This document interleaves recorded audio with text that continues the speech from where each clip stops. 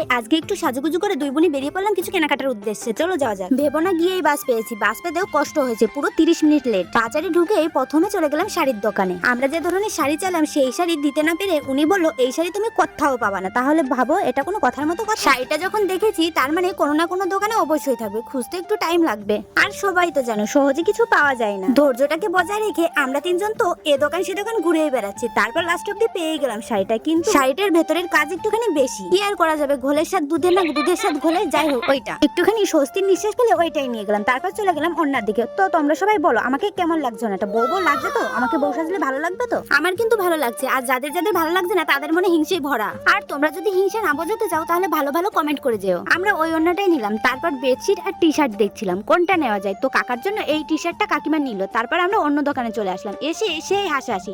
তারপর কিছু খাবার কিনে নিলাম, দেখা হলো বাবার সঙ্গে। তারপর বাস ধরে বাড়ি চলে আসলাম। বাই।